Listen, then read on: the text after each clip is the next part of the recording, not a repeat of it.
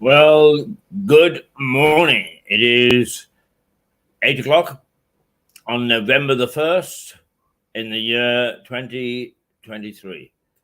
Rapidly coming into the end of the 12 months in the final quarter. And it is not seasons of mists anymore. It is gale force winds. Pretty miserable out there this morning. My hat flew off as I came in, and the reason I'm wearing this one, as opposed to my famous now famous blue one, is because it'll stay on my head, and even it lifted off. Managed to recover it, but not after taking my life in my hands out in the middle of the road. But the storm is on its way. Apparently, we could have winds up to 80 miles an hour. A pretty dismal and miserable forecast. And the news is much the same, I'm afraid. We are in a period of, if there's any good news, scrabble around to find it. Because it is all lousy. There's violence, death, destruction, and not too many words of hope. That's the situation as it is on this particular day. Let's go for a bit of detail, and we'll go. We'll go to the papers, the front pages. The Metro. Rail ticket queue, a U-turn, according to the Metro. And the Metro says, what does the Metro say? We've got a funny system this morning. They change it without telling you.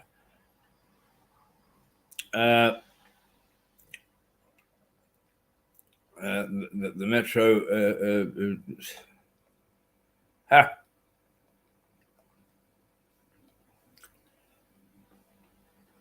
The Metro headline, according to this, is "Dangerous Man Wanted by Police Over Homophobic Knife Attack." That's not what the headline says. Let's see if we can find the true headline, the true truth. Because we mustn't go away without telling you the truth.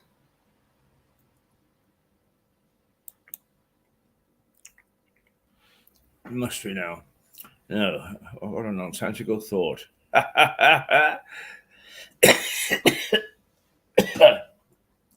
Very difficult to determine what is the truth and what's not anymore. The COVID inquiry ended up in a shouting match between Dominic Cummings and a few other people. And, well,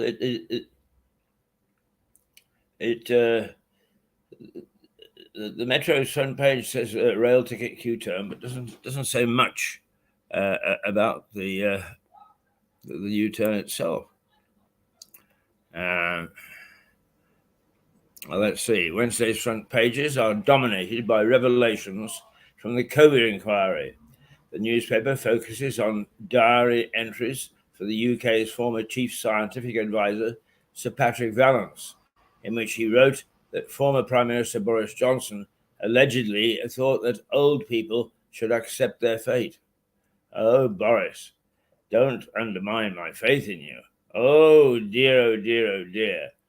We can give you a run around the block several times as the people on this station. Right? Where are your youngsters? Where are your middle-aged, for that matter? Right? And I don't know if it's Jan Muir or some columnist writing in one of the papers says it's absolutely right that you should think of yourself. Well, BS to that.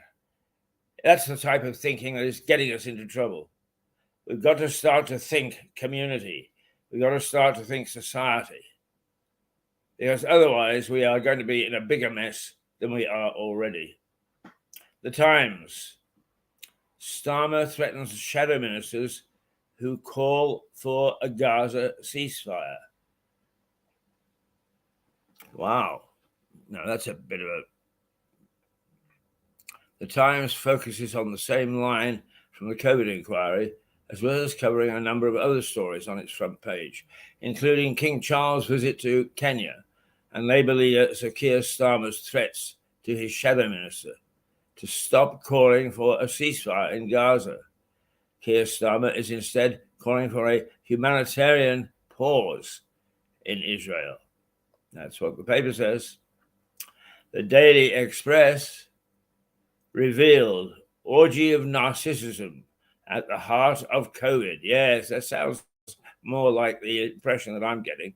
Narcissistic is a mild word for it, I think.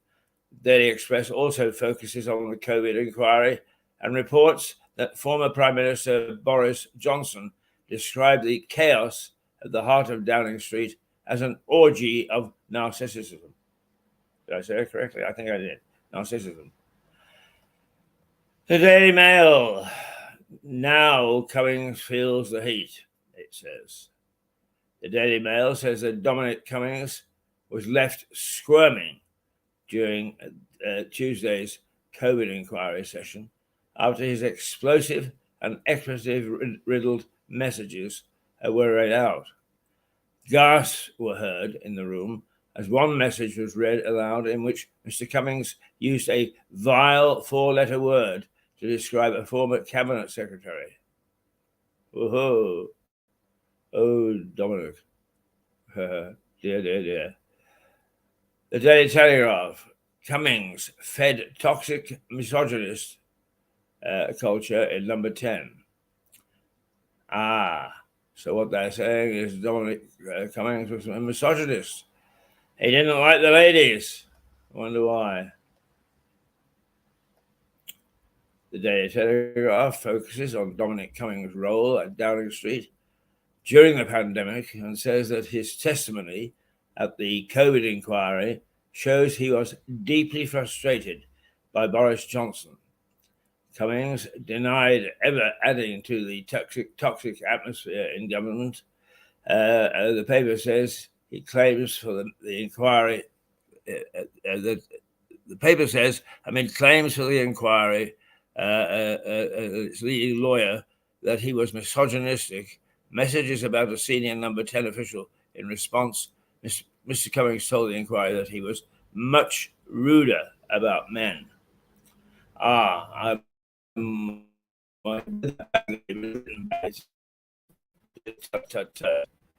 It's basically what he's saying.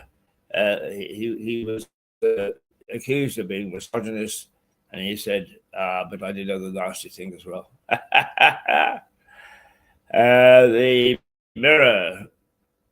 Boris, the old should accept their fate. Like many other papers, the Daily Mirror headlines on Sir Patrick Vallance's diary entries, in which he wrote that Boris Johnson had said that that the old should accept their fate. In the context of COVID, the paper brands Mr. Johnson's pandemic plans callous and chaotic. Well,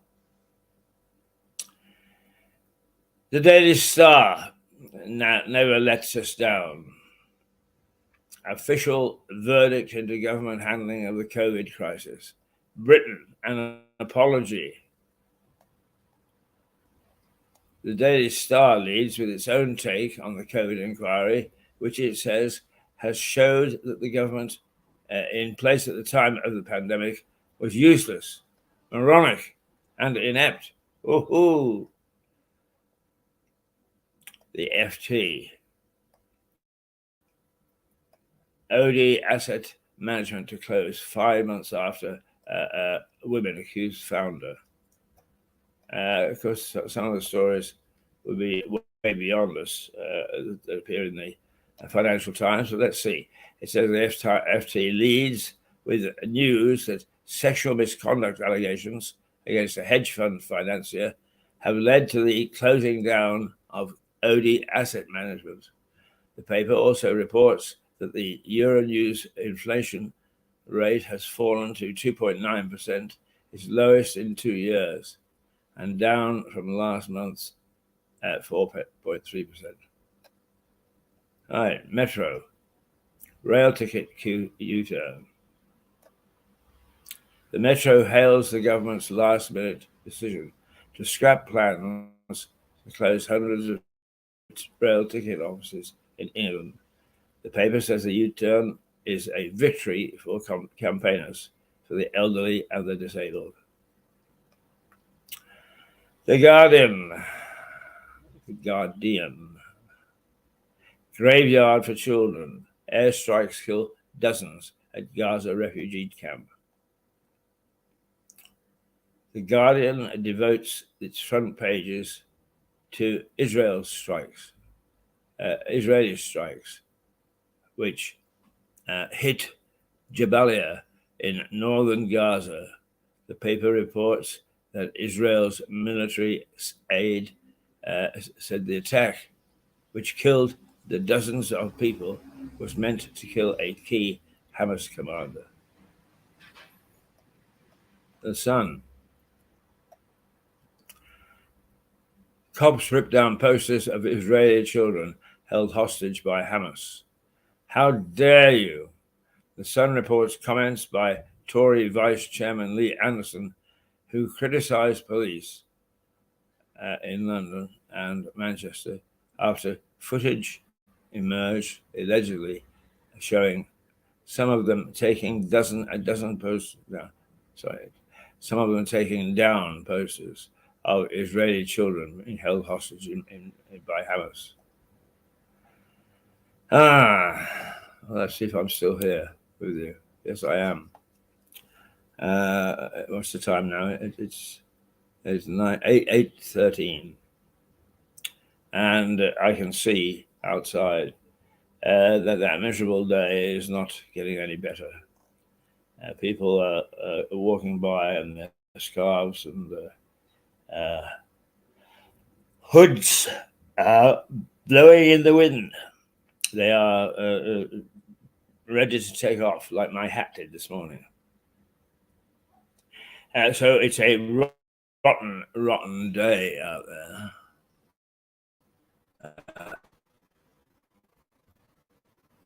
I think I'd better read the official forecast, hadn't I?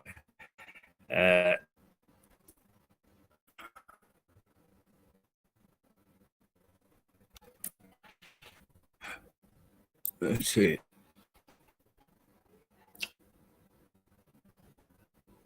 The system is morning. It's playing up today. I'm pretty sure that we're okay. I have no idea why we're having problems accessing some information. It's well,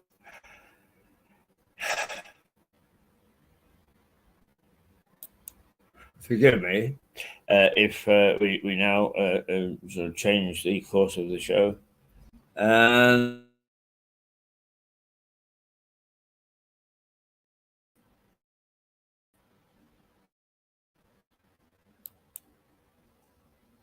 the headlines, give you a bit more in depth of what's being said. The Sun reports comments by Tory Vice Chairman Lee Anderson, who criticised police officers in London and Manchester after footage emerged allegedly showing some of them taking down posters of Israeli children held hostage by Hamas. The papers today focus on the revelations from Dominic Cummings in his testimony at the Collier inquiry and the latest news from the Israel-Hamas war. Boris Johnson's former chief advisor, Cummings, is on a number of front pages after his appearance at the Collier inquiry. The Daily Telegraph, hang on, that doesn't look right.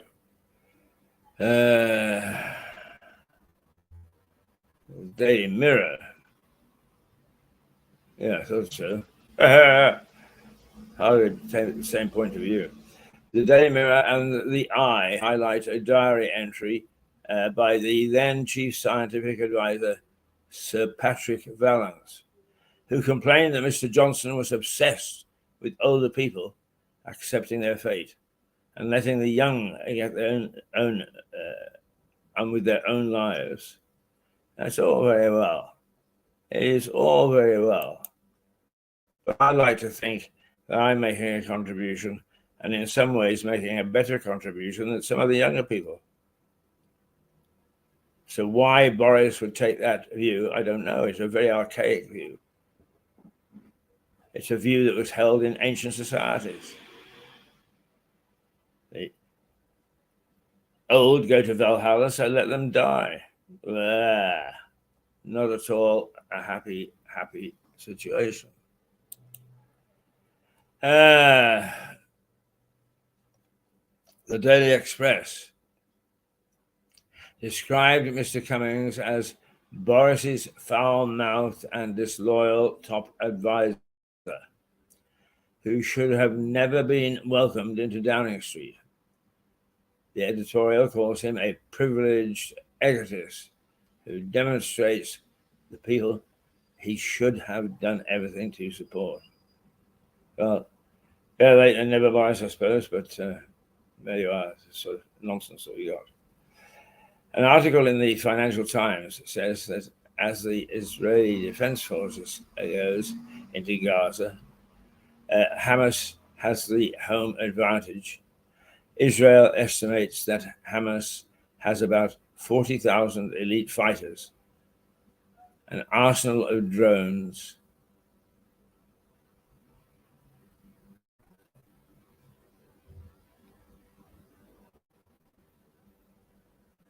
right?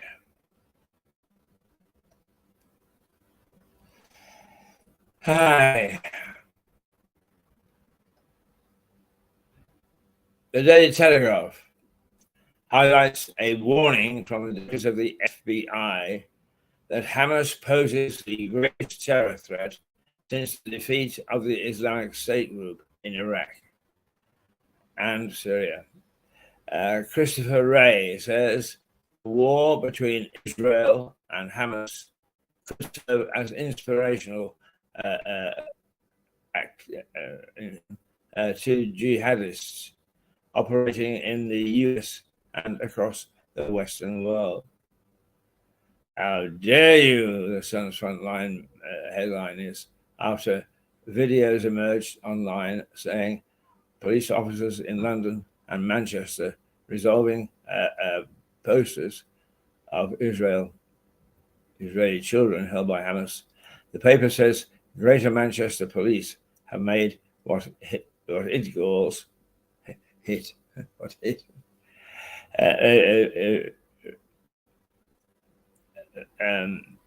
so the paper says Greater Manchester Police have made what it calls a grovelling apology, while the Met insisted it was taking steps to stop issues escalating. Hey, well, there's not much joy in there, is there? Not much joy at all.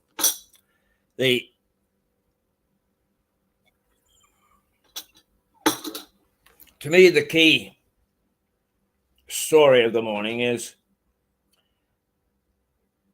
that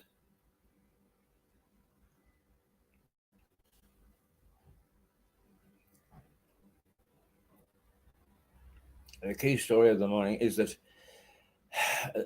the MPs and civil servants were loggerheads calling each other names. Now, why do people become MPs, first of all? Well, nowadays, unlike 50 years ago, it's very profitable. You could almost live on the perks that you get alone and not spend any of the principal. How many of us can say that? Not many, I suspect. And how many of us can say that we get all sorts of perks that we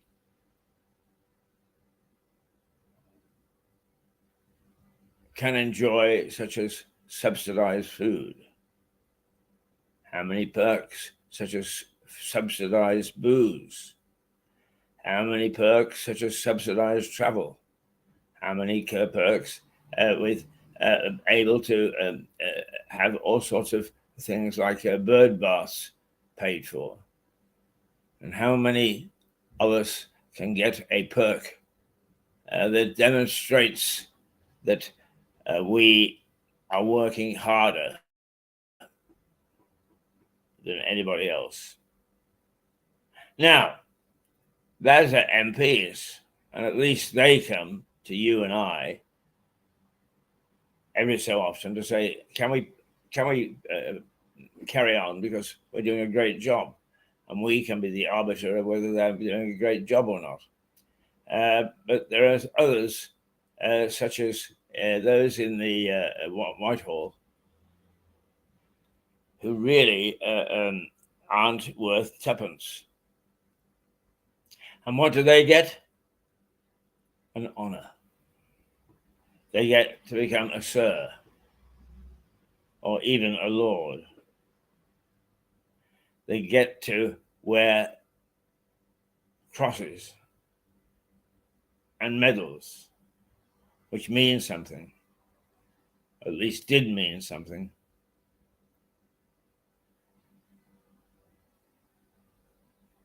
Years ago. But now we're faced with my idea of how well somebody has done is the higher the honor, the worse he was when he was in office or in work. We seem to give rewards to everybody. People who have been a complete and utter disaster in their endeavor. Okay, there are other people who are complete and utter disasters and do things anyway because they think they can, as opposed to what they think they are. It's basically, if we're going to honor and give knighthoods, peerages, OBEs, MBEs, if we're going to come out like confetti, it devalues not only them, but also the person who gets them, what they really did for their society. And the answer for a lot is not very much. I occasionally do a little bit of work at the local district council. And I'm surrounded by these people and seeing just how it is that they operate. Tuck a piece of paper under your arm, stride around the office, slap somebody on the back,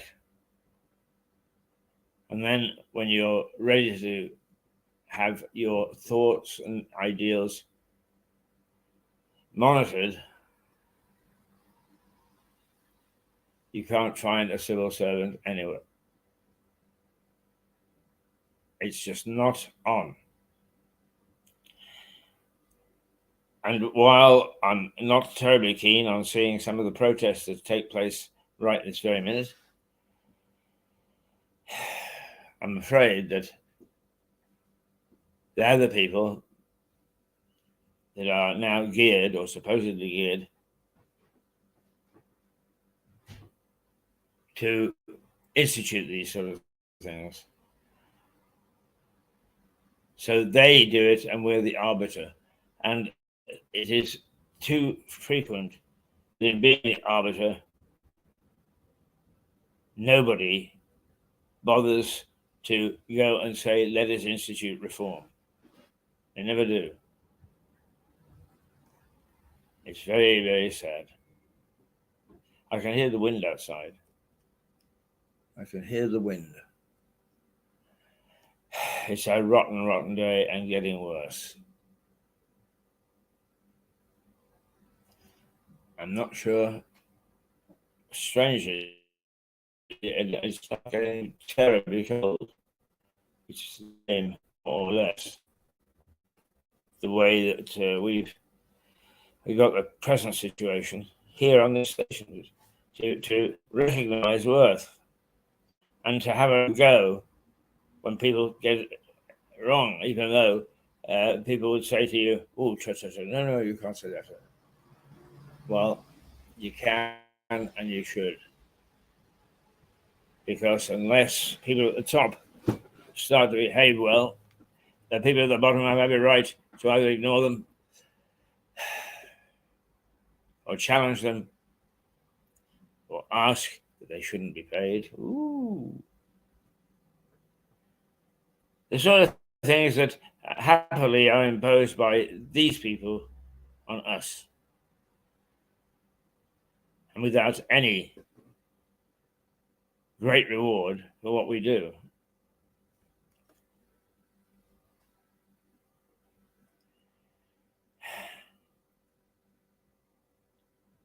It's a sad world that we put ourselves into.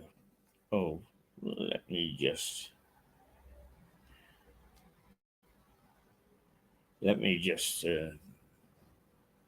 find something somewhere to calm the mood,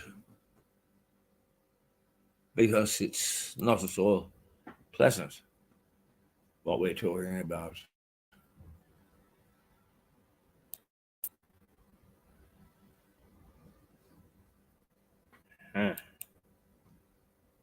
Well, can't show you that.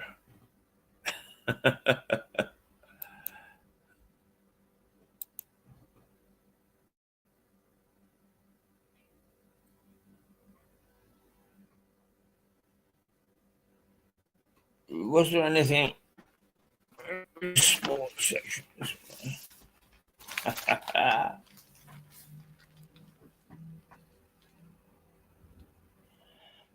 Socks and tops are too tight, moan the players. Manchester United players are wearing replica kit during matches because their own Adidas gear is too tight. Oh dear, you poor souls. If I was out going to have to kick a football at the moment, I'd be desperate to get a decent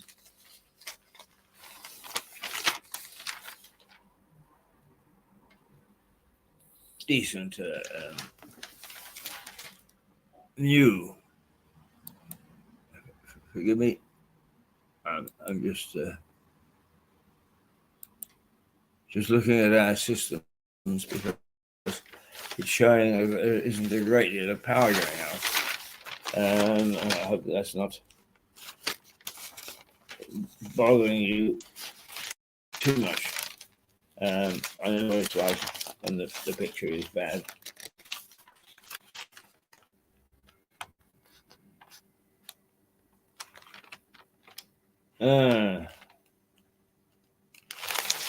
not a great deal. What about the front pages? Oh, here's the bit that I object to. It's a woman called Jan Moore, Moir, and she's writing in the Mail, and she says, "Top marks to Marks and Spencer's for Christmas." An ad that says you can put yourself first. Well, that's to me that's a negative statement, isn't it? She says,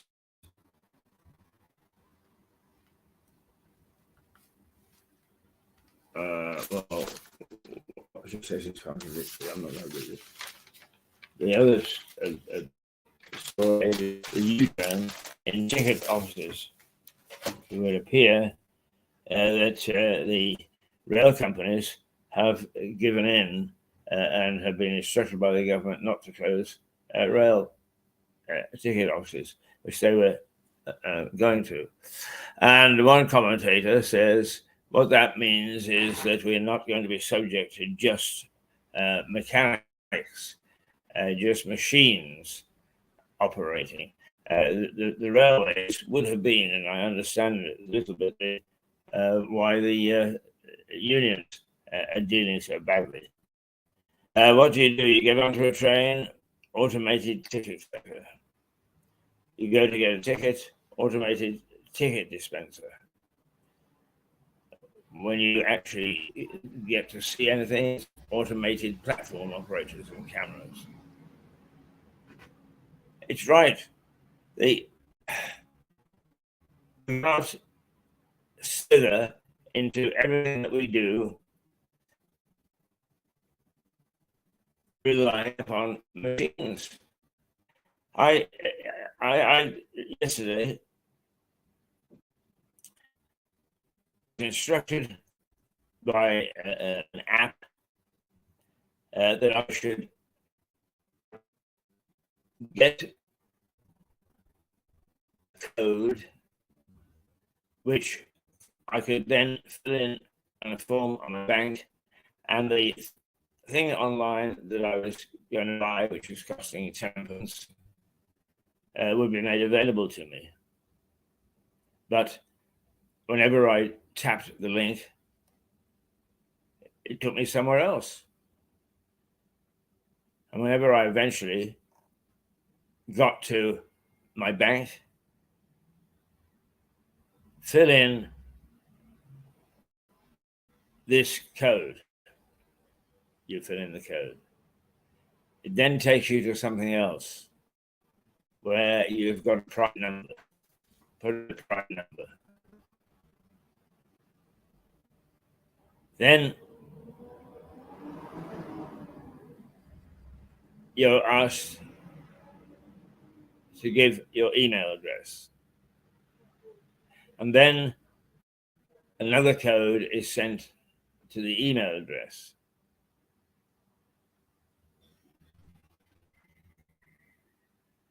And then, if you're lucky, you get into the page that you want. You tap onto the so-called link, and that comes a message that they are doing some maintenance. You can't go to the link. I'm getting heartily. Oh, and they all want a password. All of them. You need to be a genius to remember how many passwords you got. And then there's something that comes up that says, tap on this and you can have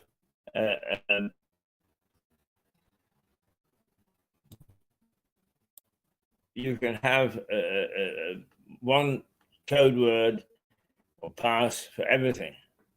And the next thing is an article that's saying if you do this, you make yourself vulnerable to people getting hold of your passwords. It's all gone too far. Keep it simple. Keep it simple, stupid. The KISS principle. why we are getting ourselves into such a situation and permitting it.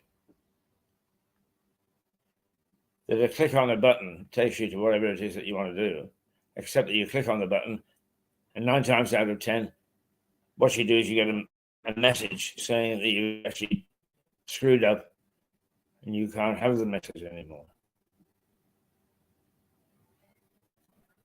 It seems to me that in an emergency, of which we have many, that you have to go through a dose of harsh medicine to get anywhere at all. Towards resolving what it is that you want to resolve. It's just gone too far. It's gone too far. I'm going to rest my vocal cords for a minute or two.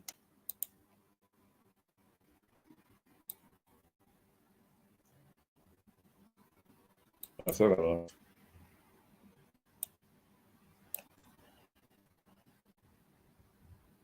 I think the internet is back up this morning.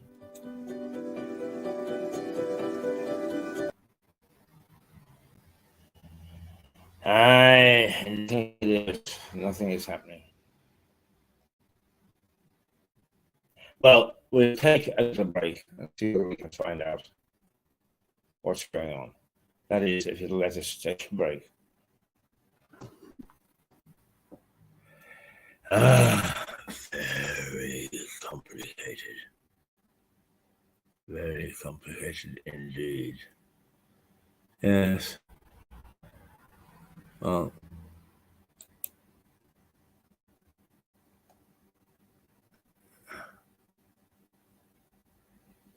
nothing is happening.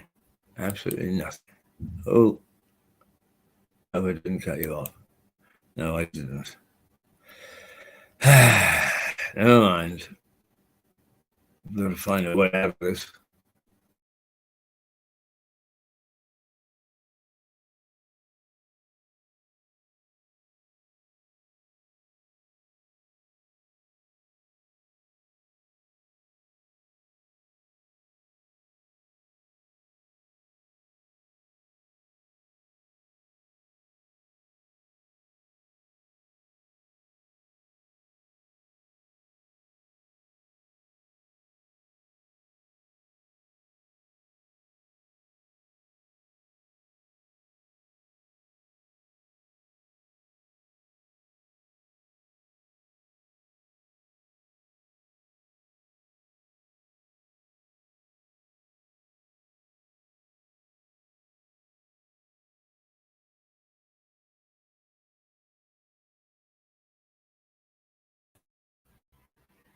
Yeah, I'm back again.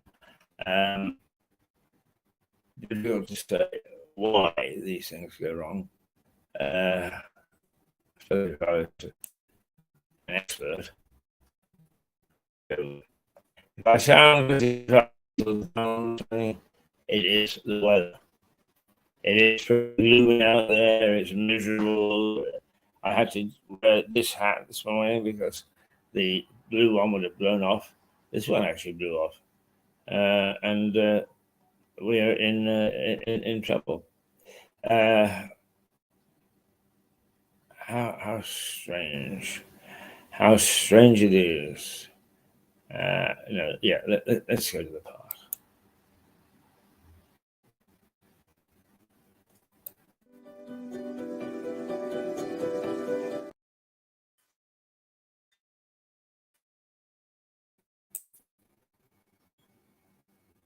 Let's not go to the park.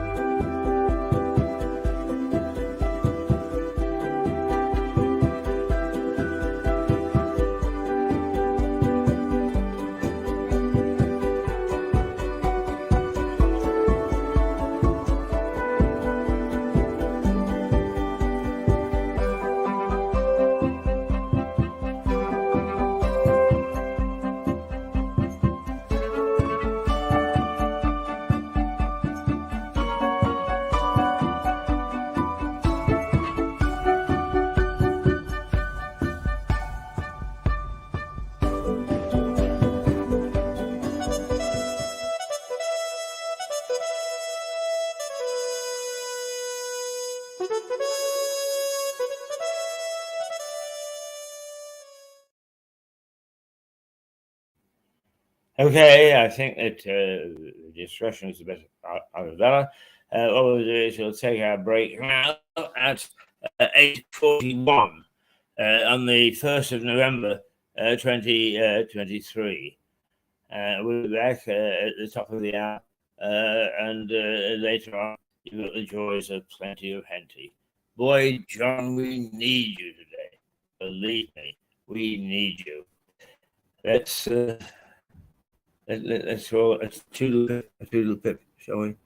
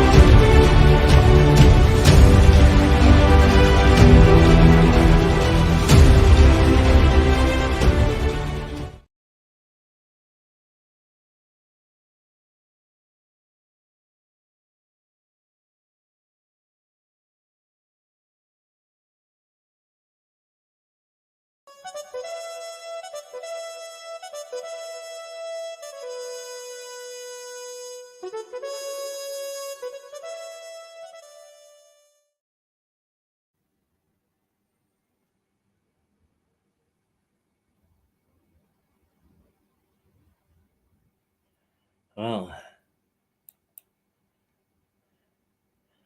it says that we're having trouble connecting. We seem to be having trouble connecting because we can't go away. Ah.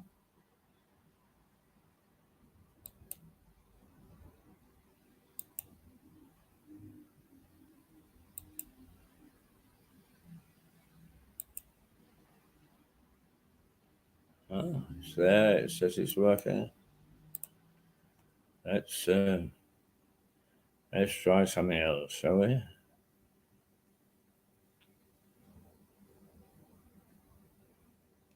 We do that, and we do that.